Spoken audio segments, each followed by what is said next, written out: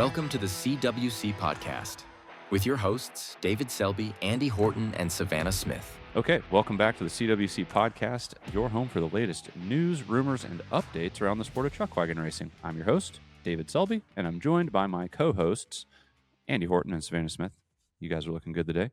On today's show, we are going to recap and reminisce just a little bit on Andy and I's trip to Saskatchewan, which is a province in Canada. It's just to the north of the United States, if you didn't know. We got to see our first chuckwagon race up there, put on by the EPCCA. And later on the show, we've got Brian Reel and Jeff Duke coming on the show with a couple of their pals that help put on the 11 Point Showdown that's coming up next weekend. That's the next stop on the Arkansas chuckwagon race schedule, June 11th through the 14th in Ravenden Springs, Arkansas. So stick around. But before we get into it, make sure you go over to chuckwagonchannel.com, subscribe, and relive the ride. I almost messed it up there. That would have been bad. It's $11 a month and $99 a year. You pick. If you want to be there for a month, we love it. If you want to be here for a year, we love you even more. If you like the podcast, you get to see it a day earlier over there on the Chuckwagon channel, along with all of our races throughout the year and our documentary series, The Great Wagon Race, all 3 seasons. You can just binge it. Also, get over to Cowboy Channel this Sunday. It is the season finale of Building Spain. It should be on at 7 p.m. Central Time. Make sure you check the programming on your app or on your television guide to make sure that that's going to be accurate. But they've moved it around a little bit for rodeo here and there. Those things happen. And then they are typically showing these as like a West Coast time as well, so a couple hours later. So if you miss the 7 o'clock, you should be able to catch again a couple hours later. Yeah, so it's pretty exciting. A season finale. Here we are, another season finale. We just do this. We just have season finales for our stuff, you know. Big time. Be seasoned pro now. Well, seasoned. Seasoned. But so you know these episodes in and out at this point. Can you give us a little teaser or sneak into what this season finale will have? Oh yeah, so we're picking up.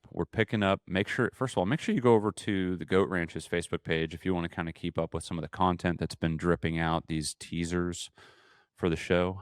But season 1, episode 8, the finale, it's going to be hitting on kind of the culmination of the week of Baker Spain Stampede last year, 2025, as they get into the chuckwagon racing on the weekend. They, not trying to spoil it here, but at the end of episode 7, they had the big Whiskey Myers night, the biggest band that they've ever had in there, gigantic crowd. Lots of things just kind of all went wrong all at once. And so as you kind of get into episode 8 here, you're kind of seeing a little bit of that carrying over into Saturday morning, which to my recollection was a little bit rainy to kick it off, which I think is how everybody was feeling that day too. Yeah. And then it kind of cleared up and it got a little better. And then it got a little bit, I won't tell you, got a little crazy on Sunday. Make sure you go watch it. It did. But yeah, we're trying to get the, hoping we have a teaser on there for season 2, but we're working on that still. Fortunately, Cowboy Channel is very, very patient and they work well with us. And yeah, season 2 is going to be fun because it's going to cover everything from last year, July, basically, all the way up through this year's Stampede. That's the goal anyways. So reality TV, you never know. How does it feel to have this premiere drawing to a close finally? I feel like I'm ready for that because even like week over week, I've still been pushing these episodes with closed captioning, making sure they're totally updated and ready to go out. That's been a part of it. And so, and even, internally we've been pushing these teasers and stuff, and we've had the help of Ray Lynn and, I'm kind of ready to close that book and then move on. So, June, here we are. It's going to be crazy going towards the Stampede. And then we're going to be down there for a whole week. So it's going to be a big month, but, it will be. But I did want to tell you guys about my hat because it's new and it looks a little different than what we're used to seeing up here. Yep. There is a few too many animals on that hat. There's 2 more horses hooked up to this wagon because I took a wagon that flew all the way up into Saskatchewan with my friend Andy Horton, and we were hosted by the Eastern Professional Chariot and Chuckwagon Racing Association up there for one of their first races of the year in Archerville, Saskatchewan. And it was warm. It was kind of like here in a way, except they were getting some warm weather and some wind. That was kind of what was going on up there. But Well, pretty good trip up there. Wind was the wind and mosquitoes was the operative term. Oh, I heard about those mosquitoes. Yeah, I mean, so mostly Andy we had a problem with discovered. Yeah, definitely wasn't David, right? I definitely was the one with the ping pong ball size whelps all over my arms. I was going to say, I've seen them. Let's just say it was 85 on Sunday, and I was wearing basically a hoodie. We discovered supersonic mosquitoes in Canada. They can fly upwind at 45 miles an hour to bite you. They are coming with a vengeance. They are athletic mosquitoes. Let's just say they are something else. They have a strong breeding program for their horses and their mosquitoes. I will put it that way. That's great. Yeah, that's a good way to put it. At times, I was pretty sure that the mosquitoes were actually hitting the wind better than Andy's drone. I'm sure of that. Absolutely, they were. I don't know how, but they were. So tell me about what all you both saw. I've seen 3 really cool clips of how they do things down there, but that's only a taste of the weekend that you both had. Right. It's very different, right? Yeah. Oh, yeah. So for one, there's the Chariot factor to which Arkansas guys don't do. It's probably a good thing that they don't. But the Chariot race is when they barrel, and that's another thing is they call it barreling. We go around one barrel. The Arkansas guys go around one barrel. The Canadian guys, they figure 8 basically around 2 barrels, and that is a whole art form. Like that is a whole nother method. That's a whole nother factor to the race, which making a good barrel can make or break your race in Canadian chuckwagon racing. I mean, obviously it can in Arkansas too, but that's the one thing we have in common so far. Yeah. The fact that there's never a right hand turn in Arkansas chuckwagon racing. Right. And so the fact that they are turning a barrel, which with their wagons they're turning with 4 horses around a barrel, their first turn is to go right and then figure 8 back around, left around the barrel out onto the track. And that is that's some pretty impressive maneuvering. That's not something that I would expect people can just hook up and do. That's probably something that takes a lot of time and figuring out. And we got to meet. We got to go see a bunch of the horses at the Broughton Ranch. Riley Broughton took us over to look at a whole bunch of his stock. I mean, that guy, he owns over 40 horses, but he has over 60 out there on his ranch or farm. And he just honestly, we were there for a while and just kind of soaked in and got a real taste of, what his life is like. He gets up and he works with these horses every day and takes very good care of them. And, no horse is the same. And when you look at, they talk about front lead, left lead, right lead on your front horses. And then they talk about your pull horses, being like your maybe a little bit stronger horses that are like probably directly giving that oomph to the wagon to get everything going. It's just interesting how they'll look at the horses and think, oh, that would make a good left lead or a right lead or whatever. And then they run these horses, they'll plug them in, they'll try them out, they'll figure out if they're good for it or not. And they take very good care of their stock out there. And it's just really cool. I mean, how did you feel about going out there and kind of seeing the horses and kind of what was hitting you when you were seeing just the animals, Andy?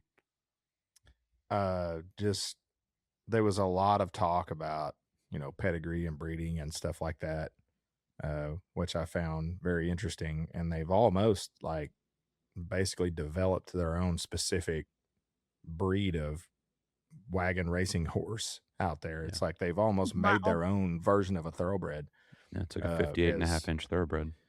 Yeah. That's what they've done that's a good way to say it. And, Kent spoke to that quite a bit, and that's absolutely what it seems like. But yeah, I mean, there was a lot of attention to that, and I felt like everybody brought a herd. Of course you have to if you have, more than one wagon team, and you might have a spare horse or something here or there. It doesn't take long when you're doing 4-up teams like that to have 15, 20 horses in a big trailer when they show up. I can imagine. Yeah. It's wild. Like, that's the other thing too. Their setups, and I don't know how far ahead of us I'm getting, but their camp setups and the way they did things was super cool. Like, I was taking pictures of stuff and going, man, why aren't we doing like some of this stuff? I mean, it was the way they did they call it the barns that like fold out from the side of their semi trailers. And it's wild. They have these like fold up barns that just pop out from the side of the semi trailer, and all their horses have stalls and stuff in them. And then they'll like clear out the semi trailer, and they'll have like cornhole boards and picnic tables inside their trailer. And it's just, it's like a whole clubhouse type situation. It's really neat.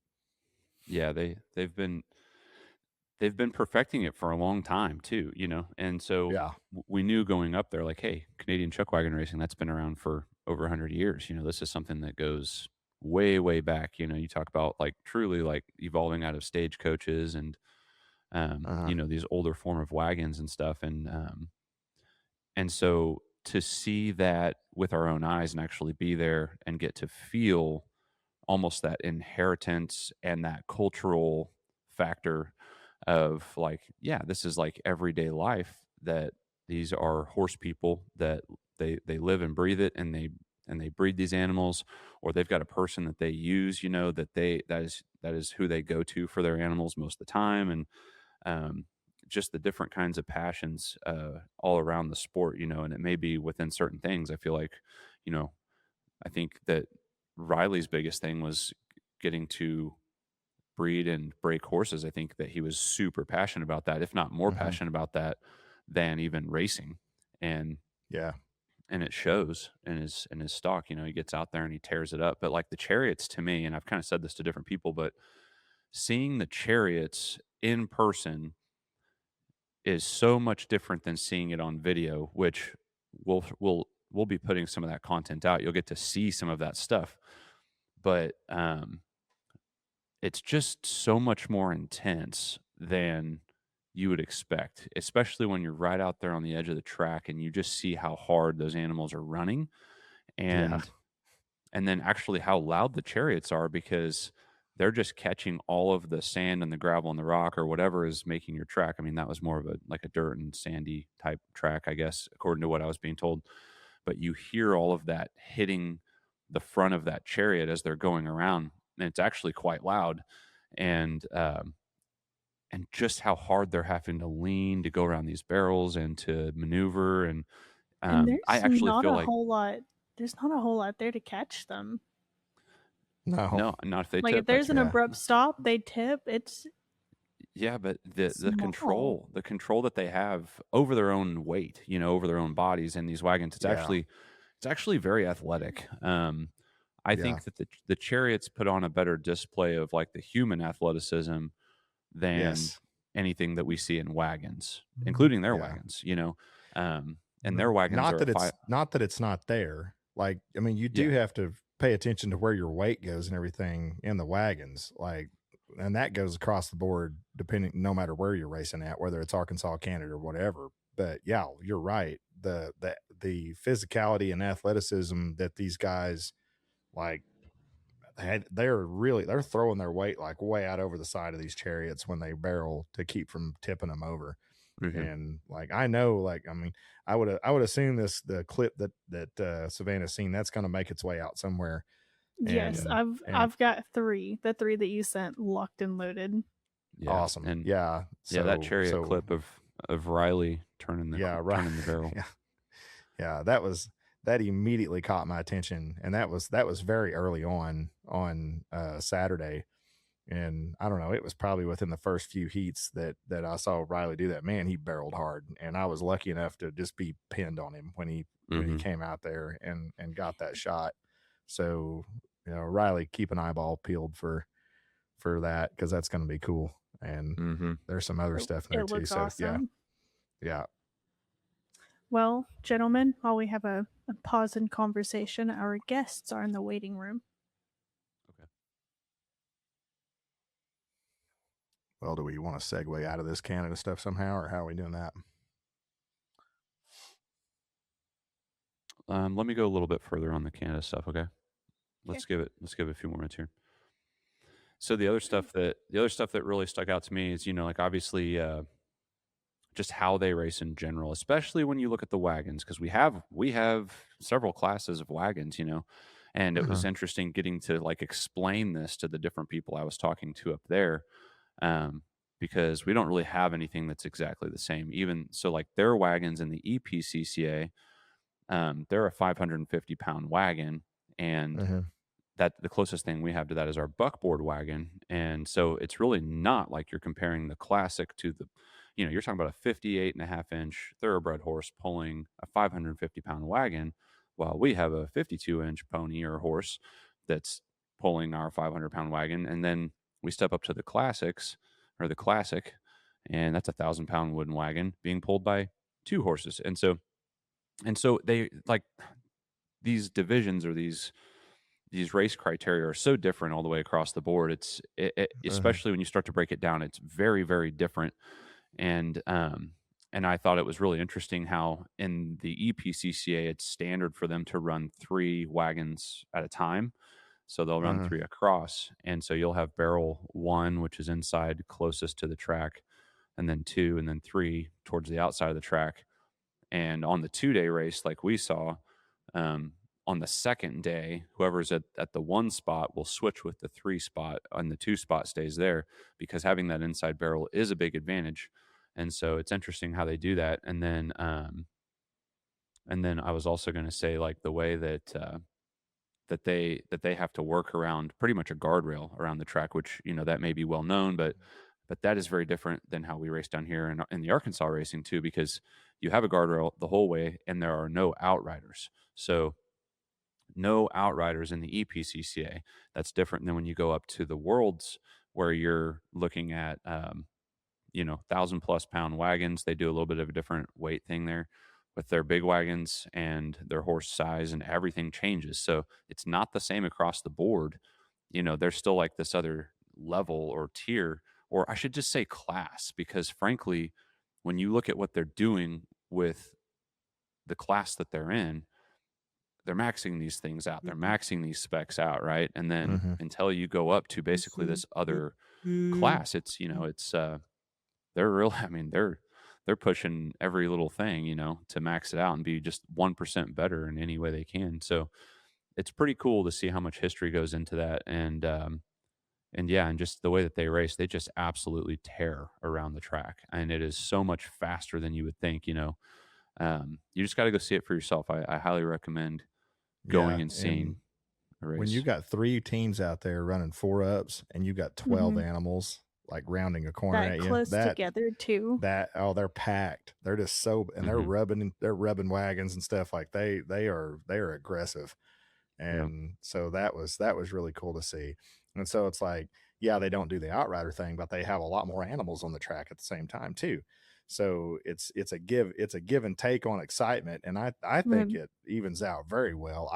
I really enjoyed seeing that, because I mean, I never got tired of that on that. I shot that first corner a lot, especially Sunday, and just seeing 12 animals coming straight at you, that's different. Like that was pretty cool.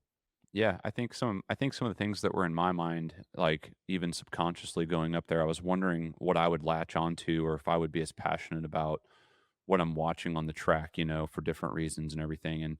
And yeah, my like, frankly, I just think that it's super intense and it's awesome, and it's also just, I would say one thing that is the same as down here is you need to go see it in person. Yeah.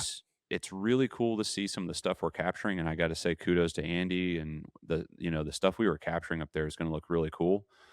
But when you see it in person and you experience it, that's different. And yeah, put it on your bucket list if you haven't been to one of these races. But we will have 5 of their races that we'll produce on the Chuckwagon channel this year, and they hit about 20 spots throughout the year. So I think our first one's in July, and so stay tuned for that as we continue to bring on some of our Canadian guests on the show throughout the summer, and make sure you're tuning in to see what happens as they continue to navigate the year. And we'll try to post some standings and stuff like that, whenever we do host those shows, that we're keeping Mhm. you up to date on what's happening in the EPCCA. So stay tuned. And let's move on to the 11 Point Showdown, the race that we've got to get to next weekend. That our whole crew, everybody here today, will be there, which is very exciting. It'll be Andy's first time down there. But we have our guests are waiting in the waiting room from the 11 Point Showdown. So we're going to get some information on what you can expect next week when you go down to see their show.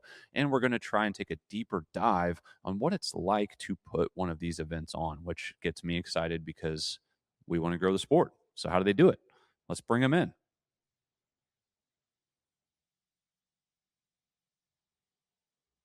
All right, so I think we're going to get this started. We know that we're having some delays with Jeff, so we're going to start off by asking Jeff just a couple of questions here, um, and and then we'll kind of work those in. So I'm going to jump right into it here. So, um, Jeff, directing this at you, our mission, obviously, at the Chuckwagon channel, we want to grow the sport of Chuckwagon racing. We know how important it is to hit on promotion and marketing, and you guys have done a lot of digital marketing. And I'd like to know what indicators of success have you guys had so far, and you're one of the only tracks to use online ticket sales. So, what are the pros and cons of using the online ticketing? So that's a great question. What we find with online ticketing is one, if your sales are good in the beginning, it gives you working capital leading up to the event. But two, it's really the only gauge that we have for how any of our marketing out in the world is doing, whether it's social or QR codes. It's a really good indicator because we put obviously a tracking at the end of every code. So we know which one of our campaigns is actually driving traffic, which turns into ticket sales. That's made us really effective. At this same time last year, we're about 400% more sales than we were at this same time last year. So we know that the increase in our marketing is definitely working. This is the first year where we've actually put money behind Facebook, ran some very coordinated ads.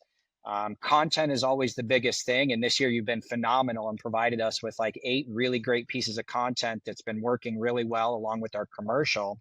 And then the behind the scenes stuff that Brian and Curtis and the team on the ground is really starting to see value in. I mean, one of our most successful posts is the ones where these two guys sitting here filming themselves think like, who's going to watch this? And before you know it, that BTS behind the scenes content, I mean, we had a dozen ticket sales that day, and it was our most shared and liked post between those two there. So I think tricks like that and things like that have really increased what we're doing, and that directly correlates to ticket sales. I'm excited to see what the gate does, and the second point, if I can make it, is the benefit of ticket sales is it really speeds up our gate process. So if you've pre-purchased tickets, there's no transaction that we have to do with either a card or cash. And this year we're trying to work out an ability to get those people in a lot faster. So we're not stuck at the gate while we're dealing with Coggins papers and everything else.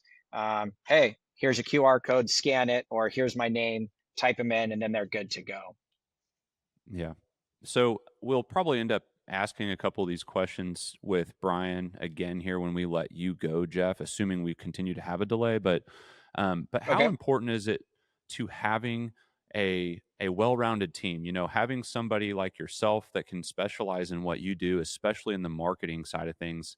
How important is it that you go in that a racetrack, any racetrack, goes and actually invests not just the time, but even, I mean, yes, the money. I mean, to bite the bullet there.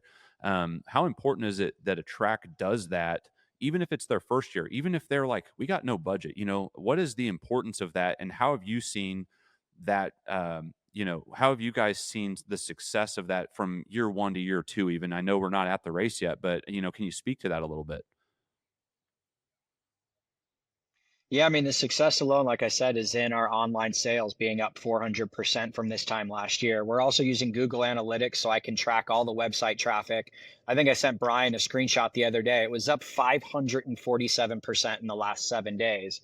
And that's directly attributed to our increase in online marketing. For those just getting started, I think it's the single most important thing that you can do. And if you don't have someone on your team that can do that, start talking to your nieces, nephews, cousins, and people from a younger generation who live behind their phone, and they'll tell you flat out how important it is. And they can tell you, hey, this is the trending thing that people are looking at now, the behind the scenes content. Without a budget, it's still very doable. You really just want to stay focused on what Facebook allows. A lot of people think that if you just flood Facebook with random post after random post at any time, the kind of this more the merrier will receive more clicks. That vibe is dead. That hasn't worked in many, many years. Facebook is an eyeball company. And what they care about is, can you produce something that eyeballs are going to be attracted to? So that means producing it in the proper format, the proper size, knowing what to post on a story, a reel, or just a basic post. All of those things come into factor, and all that information is readily available. Anybody can access Google, type up, what are the 10 best things I can do to increase traffic on my Facebook page? Right there, it'll give you the breakdown. So anybody without a budget, you can do this on your own. You just have to know when to post and what to post. Make it on your phone. Better yet, contact you and have you put together a bunch of shorts or content, or you can offer marketing services to them. But I think it's the single most important factor in the event, because the operations are operations. You're going to set all that up. At the end of the day, it comes to putting asses in seats. And right now, the best way to do that I've seen for this crowd is by far and whole in social media advertising. Awesome. Yes, absolutely. And I guess even if you repeat yourself here, my last question for you, and if you guys have anything, jump in there, but my last question really is for that racetrack that's trying to get over the hump. Maybe they've been doing it for several years. Maybe they're getting ready to do their first race or their second race. Assuming that budget is tight, which I think it is for everybody, what is the one thing that they absolutely need to do? Step one, out the gate, go do it, and make sure you do that before your next race. Look at all of your social media and your website presence. All of that stuff is relatively free to do. Make sure that is on point, because there's nothing worse than ending up at your Facebook or your website or one of your pages and seeing wrong information, bad information, or a broken link. Those are very, very easy things to fix right out of the gate. Make sure your presence is good, and then consistently post about your event. You don't need to think of it as posting all of this information.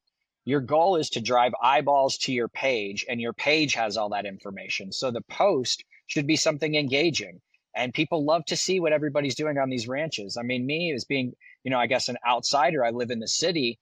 When I see Brian on a horse and he sends me a video of him, I'm like, dude, everybody loves this. Like, you can post just pictures of your daily life. Hey, check us out. Our race is coming up. Hope to see you. For now, I'm going to be in the field. That right there is gold. And then when they get to your site, then they see your Facebook page, and that's where all the info is. You just want to drive traffic using whatever means necessary. I think that's the first step anybody can take. Lock down your pages, make sure their content is correct, and then just post stuff of your daily life, and people will find it exciting. It's awesome. Savannah, I could not agree more. Yeah. Awesome. Well, Jeff, up to you, man. I know there's a delay, and if we're just frozen on your end, feel free to dip out. But otherwise, hang out and raise your hand if you have a question, because I know it's going to be 5 seconds later that we'll get it. But yeah, we'll go ahead and we'll push forward here with Brian. I don't want to slow down the rest of the feed. I think I got enough in there with everything. I don't want to slow down the feed. Brian and Curtis, I mean, everything else is their wheelhouse, and it'd be me just listening in awe of everything they're building right now. So, gentlemen and lady, thank you guys so much. And I'm looking forward to seeing everybody at the 11 Point Showdown, June 11th to the 14th. Yeah, man. Awesome. It's so good to get that input. Thank you so much, Jeff. And what you're doing is working. I'm excited to see it all come to fruit next weekend. Well, it's good to have you guys back. So we just now did some interview questions there with the man, the myth, the legend, Jeff Duke, and he has been a huge piece of your team. I think I think I want to talk more about team, but I know that I want to get right into asking Brian, what is the 11-point showdown? Give us an idea of what it is, when it is, where it is. What do people need to know if they've never heard of it? Well, that's precisely why we're spending money through social media this year, to try to get the message out even more. We found last year that most the local people in the closest town to us didn't even know. So I guess everybody's got a phone in their hand these days, and we were shocked to discover that the things that are possible through social media and digital marketing. So we threw some money at it, seeing it seems to be working well. So Wonderful. but the whole reason for doing this is us as ranchers and farmers is we only have so much ground. So I was told that we had to take the ground we had and farm it harder, but that's really not what I wanted. By doing these events, we can supplement the ability to grow our ranch and do the right things through the showdown, the revenues that it brings in, and possibly put in permanent facilities, structures that will help us in the future. Even if you have rain, it won't matter. Right. You know, so So awesome. how did but we excuse me. I was going to ask how you guys got involved in chuckwagon racing specifically, of all the events to choose from trying to bring to your ranch. Well,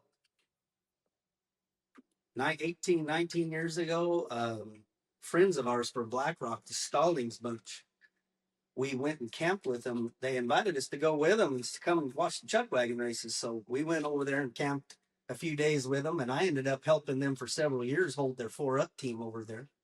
We would camp and hold the team. Well, I got to telling Bob and Larry Stallings about this farm we have over here. I said, this would be a perfect place to put something like this on. So they came over and looked at it, and they immediately called the state association and had people from them come. And they came out and immediately fell in love with it. They said, absolutely, we can add this to our venue and use this facility. So that was 18 years ago now, possibly. But Wow. it just never came to pass. You know, it kind of fell through the cracks for various reasons that I won't discuss, but all that time has passed. And last year, well, year before last, Curtis and I were in the truck one afternoon driving around, and I told him I wanted to do it, but I didn't know anybody except Joe Stallings in Black Rock. And he said, well, I know a couple guys that race. And I'm telling you, within 2 weeks, we had 3 contracts signed. It went that fast. Through the bull riding. Well, I know there was 3 different ones, but 2 of them very expensive. You know, so we just jumped in it with both front feet. And I said, well, I got a little money saved up, and we'll see how it goes, you know. But sounds like it went really well last year. We were real happy with it. We learned a lot. We have made a lot of changes, a lot of improvements. You're not going to believe the front end of that ranch when you drive in what you see. I mean, we doubled the size of the width of that road in there, so we don't have a bad pinch point there. Our exit route will be better. Very nice. We added a lot of signage telling people where to go, you know, where things are located. We named all the fields. Each field will have its own name, and we'll have a site map with the names on it. The people will know how to get around it. They're better. Wonderful. But I asked for it, and Curtis said, well, I know some people, and it started happening, and I mean, it snowballed fast. Well, I missed out on that first go round. So I'm going to be kind of coming in blind this time, but that's exactly what I was going to ask, was kind of like what's changed and what's been improved since the first year. And it looks like you pretty much hit that nail on the head. So, yeah, we have the business portion of all of this is difficult to do anything with, because we spend so much time on the ground on the improvements over there. Yeah. Plus we run a large herd of cows, and we have poultry houses. So it's been quite an ordeal just recently, but the rain's been very forgiving this spring. It's been awful dry. So we have made a lot of progress without hold up, and just finished rolling up all the hay today. So it'll be all out of the way. We did get a little window where we could get that accomplished. I know we've got, we're interviewing here on a Wednesday, so we're down to just over a week here, right? So you're going to open the gates on Thursday, right? Is that correct? So Yes. run Yes. through that itinerary just a little bit, kind of hitting on the high level things that people maybe they don't want to miss on a Thursday or Friday, for the people that are pushing towards the weekend there. Thursday evening, we have a junior rodeo. It's not really a rodeo, it'll be a mini bucker. We'll have mutton busting, calf riding, steer riding, and some bulls. We are doing a youth event on Friday. We just kind of threw it in there, but it's taken off good. It's the local people are very excited about it, as we are. So that'll be really the only thing going on Thursday, other than we're still receiving a lot of the equipment that we're required to have, and most of that stuff will come in Wednesday, some of it Thursday, and then Friday, of course, we'll have pasture open most of the day, and then a hay bale race, a hay bale pickup, and then the NFPB bull riding at 6:30, along with the Jake Lung band playing at directly there afterwards. So and we changed the vending area, all of that bull riding arena, that arena, our big white tent, all of our vendors, everything will be very close to the arena, so people won't have to walk very far, other than the track location. Right. Okay. Well, speaking of vendors, what facilities will be available? Water, camping stuff, and what is your vendor selection this year? We did add quite a few vendors. I can't tell you right off the top of my head exactly who they are. Jeff pretty well took care of locking all those down. All we did was discuss that we wanted some more variety. Mm-hmm. We will not have David Newman this year. He was promoted to the CEO of the National Pork Board. Wow.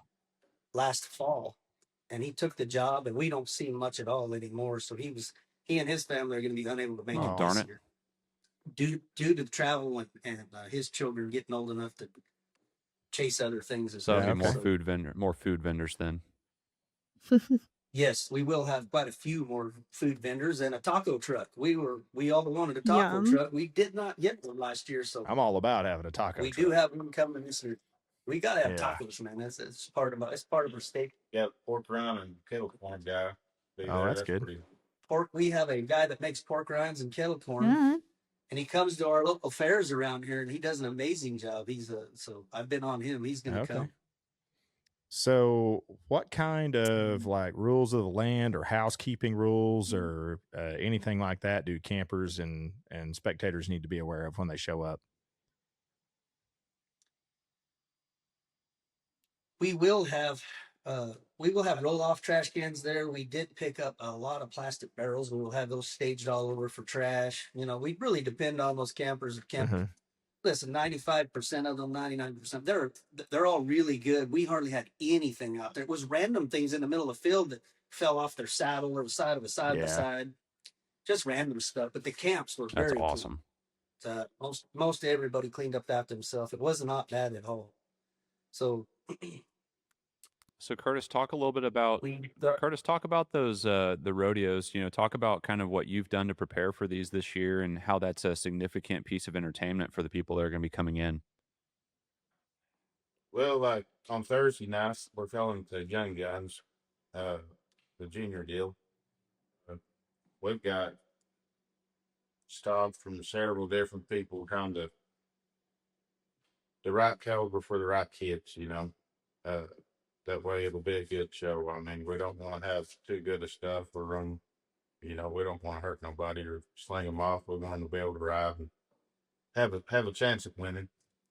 And then we're going to take the top 3 of them and going to have a short round for them Friday night during the NFPB deal. And that it's almost turnkey with who we got coming with it, but it's still a lot of prior work, setting the arena up and all that stuff on that. And then that's about it, really. It's going to be good. I do know that. Right on. And then Brian, I know we kind of maybe tapered off a little bit there. So talk about the Saturday and Sunday even Saturday night events that people can be looking forward to as we kind of break into Saturday? Saturday morning. Well, the Chuckwagon race starts at 1:00. Obviously, we'll run wagons. We are going to have a Calcutta on Saturday afternoon, about an hour after the wagon racing's over. I've been in contact with Jenny Lehman. Okay. She asked, could we do it? Absolutely. We should have done that last year as well. So somewhere around 4:30, 5:00, we're going to be at the big white tent and be having a Calcutta for all the teams. We can get that. We'll get Jeff to put that out on Facebook and make a post about it as well. That's awesome. That sounds fun. Anything on the schedule for entertainment Saturday evening? Saturday evening will be Dixon Street. We have directly after the bull riding, we'll have Dixon Street playing. They are from Searcy, Okay. Arkansas. They have multiple pieces of instruments in there, and they're a brother-sister band, and they do a lot of duets. Very good. They've been playing together for 20 years. Oh, wow. We ran across them at Pioneer Days at Maynard, right down the road Oh, here. that's cool. Immediately went over and got a card from them, tried to get them to come, and they were happy to do so. That's awesome. So that they will be our entertainment. Jake Long on Friday night and Dixon Street on Saturday. right on. And then Sunday we wrap it up with some races at 1:00 again, I assume, right? Yes. Right on. We were going to try to move it up, but we thought the longer we thought about it, that's really the good start time because of people going to church. It allows them to go to church, go home, change their clothes, and then come on in. Yeah. So, Cool. but we are having the cowboy church on Sunday morning as well. Up there at 10 o'clock. Okay. Yes. And then There will be a service there. Who's announcing your race? Dean Holman. Oh yeah. Dean's coming in on Tuesday or Wednesday, staying all week basically. And the more we asked of him, the happier he got. He's been real good to us, and we're happy to have him. We also we lost Jim Oxborough, the owner, month or so ago, and we're going to have a special service for him during the wagon race or at the beginning. Going to honor him a little bit, and then the bull riding that night we'll have a little something at the moment of silence. So that he and I were the ones years ago that talked so much about getting it done, and we were just unable to pull it off back in the day. So he got to see the first one last year, and we lost him a month ago. So Man. I'm sorry for y'all's loss. And then Curtis and I have been building the fence around his grave. We got him buried out there in that front field, about where our stage was last year, where that pear tree was. So we buried him out there and built the fence around it. Just finished it up today. Wow. That's special. Well, aside from the online ticket sales, what other response have you guys had so far from your local community in Ravensden and Pocahontas? Everybody I've been into, they've asking if we'll get ready, and they can't wait. They're ready for it, coming the whole time. A lot of the people just come one day last year. They're coming the whole weekend. That's awesome. So I really think it's going to be a really good turnout this year. Good deal. We are hearing that from the locals. The word of mouth is very powerful, and it got out. We were able to get our flyers out in more places. We dropped the ball a little bit on some of the most simple places you wouldn't think people would look. They do. So we got with the chamber. I got with the Chamber of Commerce locally and got involved with them, and they got our stuff pumped out on Pocahontas's website.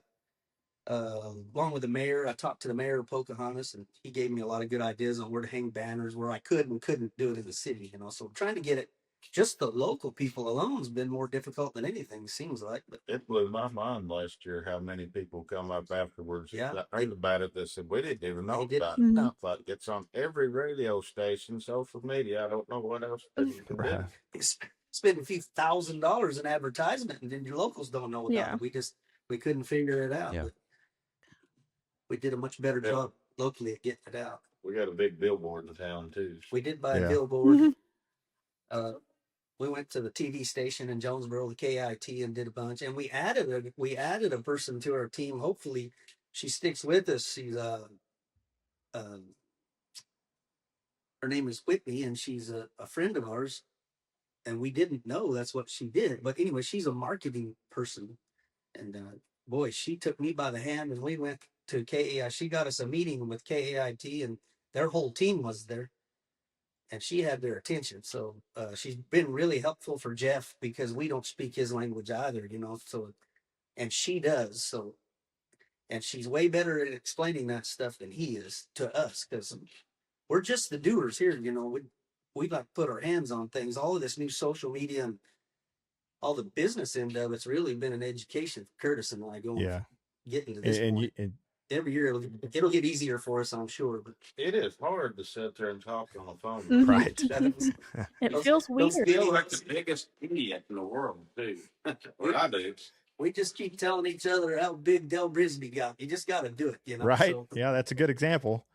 Mhm. Yeah. And It is, I yeah, really it's- feel like, it's- and you guys know this, as much or more than I do. I just feel like we all kind of, especially this day and age, have our heads in the sand or in our phone, to be more accurate. And it's just, you got to get really creative to reach people. And it's funny how you guys say that. You can be right next to them and you can't get the word out. It's just, it's really interesting how creative you have to get. It's almost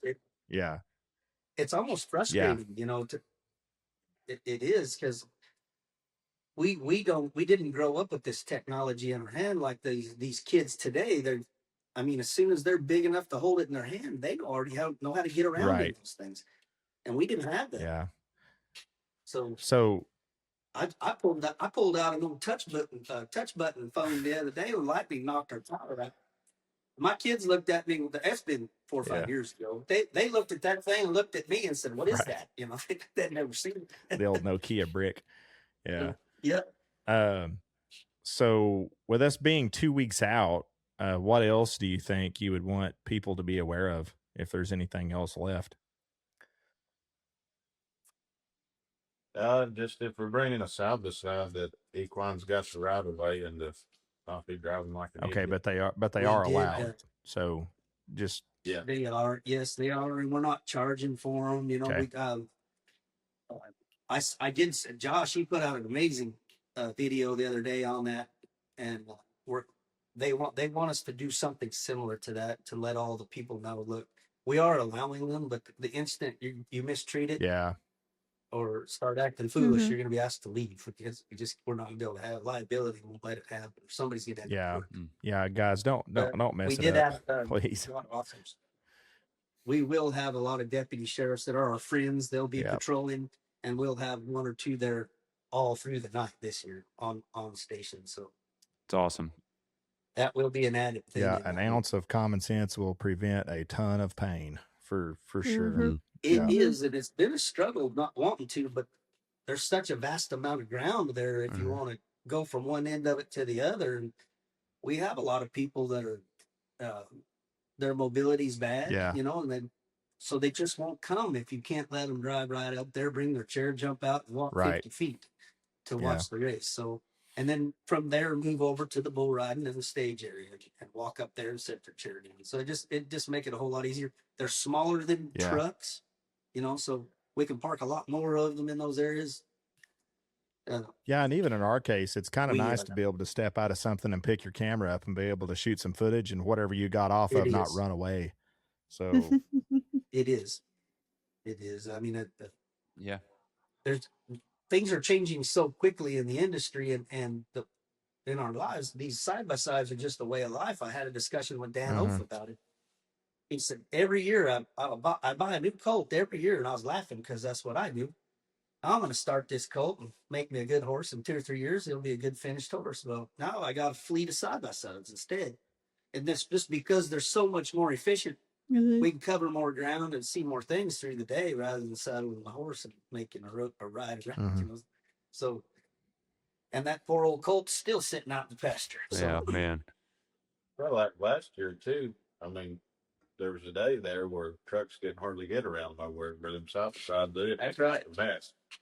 Yeah, those side by sides, even if it's muddy, they're a lot better getting around in them and eco-friendly as well, not tearing up the pasture. Yeah, and I mean, last year, if I would have had a side by side, I mean, thank goodness I had a 4-wheel drive truck out there. But I know last year that became really tough because you guys kind of got hit with like almost the worst version of rain last year. I mean, it was wet and saturated, and then it rained more, and then people drove on it, and then and then it rained more, and then people drove on it, and it was kind of like one of the toughest situations. Which, obviously this year we're not hoping that happens, but it's just another case where those kinds of things come in handy for sure, just for the sake of mobility. So yeah, well, I think it'll be interesting to see how you guys navigate that this year. And I think that's one of those questions that every racetrack owner kind of has in their heads right now, like what should we allow? What should we not allow? And then obviously, you've got your spectators and your event goers who want to know what's allowed and what's not. So anything else at all that people should know before they drive in there? It sounds like, I think people are going to probably, I would assume you didn't get a new cell phone tower out there since last year. We've been trying, and then we did get with the local float company, canoeing and the kayak company. Oh yeah. And they're going to provide a service there from location, so people can go to truckies.com and reserve their spot. They will pick them up on location, rent them. They'll rent them a kayak, or they can bring their own, and they'll take them. What is that? 5-6 miles up river to Dalton by way of it's something like that. It's a 5-6 mile float, about 4 to 5 hour float. They'll take you up there, drop you off, float right back down the ranch. That is super cool. So that is available this year all weekend. Okay, I was wondering if I about weren't that. Working, yeah, I guess that's what I'd be doing. Yeah, you got to come a day early so you can float. It's worth saying that the 11 Point Showdown is in fact named after that 11 Point River that runs right through your land, and it's a beautiful scenic thing. It's talk a little bit about it, because it's a well preserved river. It's nationally recognized. Talk about that a little bit. It is. I think it's the only one in Arkansas that's It is a scenic waterway. It is labeled one through Fish and Game in the state of Arkansas. Yeah, there's about 22 miles of river from the state line, Missouri state line, to the mouth of the Spring River. Okay. So you can float the entire thing. There's no telling. It can take 2 days to get down, depending on how high the river is. Right now, this year it's been relatively low for the lack of rain. This spring last year, you could have went all the way down in 4 hours the way the river ran. Oh wow. Yeah. Well, so it is where me being from out west, when I got here, I just fell in love with it, because where I came from, there wasn't any water to speak of. Yep, and it runs. So that you watch that water roll by every day. It's pretty amazing. And we spend the majority of our time in the summer there. That's where we, because cattle and hay, living the farm life, we always have an afternoon where we could just throw the boat in. We got John boats that we run up and down. That's cool. Fish, got walleye and smallmouth. Too warm for trout that far down. Up into Missouri, there's trout where it's colder, around the springs that feed it. And there's 11. That's why it is the 11 Point River. There's 11 springs that feed it. Okay, I did not know that. I didn't now realize that makes sense. Yeah, a lot of history behind it. Well, it's a really, really pretty place you have out there. Last year, just seeing the river, seeing how it kind of curves around the ranch there. I mean, it's a great spot for the kiddos to go. I mean, if you're down there with your family, take them over to the water and play and enjoy it. It's a nice reprieve if it's warm out, and it's beautiful. So this year we'll have Andy down there too, flying the drone. We'll be getting some flyovers, so we'll kind of bring all that together as we kind of jump out of there. But yeah, I'm really excited to know. Bring your shorts. I don't even think I'm excited to know. If it turns off 90 degrees and it's dusty, you throw your shorts on and go run and jump the river in the afternoon. I don't think anyone deserves me to do that to him. So yeah, I just went to Canada with Andy. I know he does own a pair of shorts. I saw them, and I know what he means. But yeah, you need to get some sun on those legs. It's all right. The first outing in the summer, everybody looks like a light bulb coming out. I look like you cracked me and shook me up. It's bad. It's a bad deal. I can confirm that.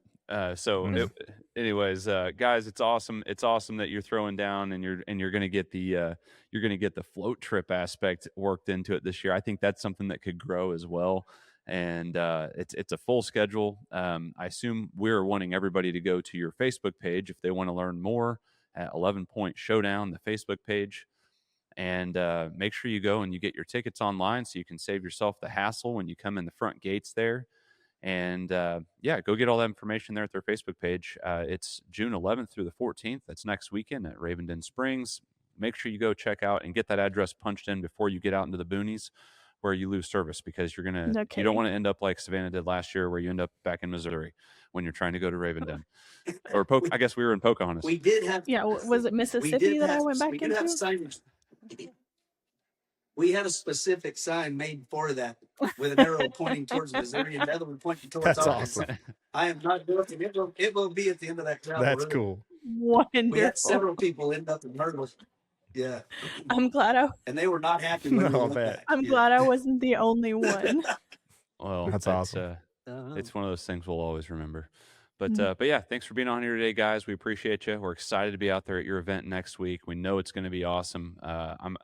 I'm just feeling like this is one of those events that we're going to get to learn a lot from it. And you guys have really put in the work, and you've got a great team. I'm excited to get down there. I'm excited to see the fruits of all the labor of your great team. And make sure we don't miss it. 11 Point Showdown. You will be there. We'll be there. We got your readings ready. Yes, and we Oh, appreciate that thank too. you. Sweet. I did talk to Josh Spain, by the way. I did call him, and he confirmed that his team is coming. So we're looking forward to seeing all of them and having Heck fun yeah. with it. The plan as Thank of you. right Thank you now, for hooking we'll, that up. we'll That's a have. big deal. That's a big deal for us. It's going to be cool, man. I'm excited for it. We've got we're Ray ready. Lynn, who is another videographer. Spends a lot of time over there on the ranch and spends a lot of time working on the show, and so she'll be traveling with those guys. And I think it's going to be really neat to kind of tell that story. Yeah, we're looking forward to it, man. Appreciate Absolutely. that. Well, thank you. We appreciate you. All right. Alrighty. So there it is. 11 Point Showdown. It's on deck. June 11th through the 14th. The wagon races will be Saturday and Sunday, the 13th and 14th. Ravenden Springs, Arkansas. Go to their Facebook page. Check it out. All the information is there. Brian and Jeff and Curtis and their team, they've worked really, really hard. And I know everybody works hard, and I know everybody puts on a good event, but these guys, they came into it last year with a serious plan that they wanted to execute. They had a great event last year.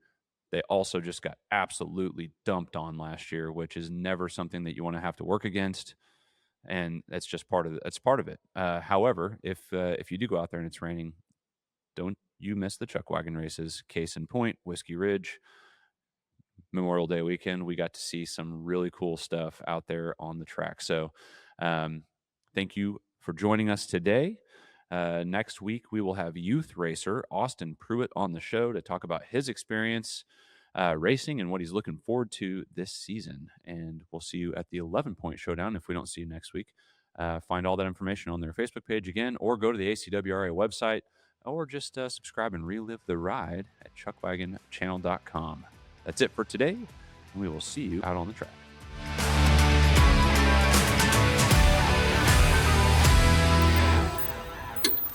Thanks for listening to the CWC podcast.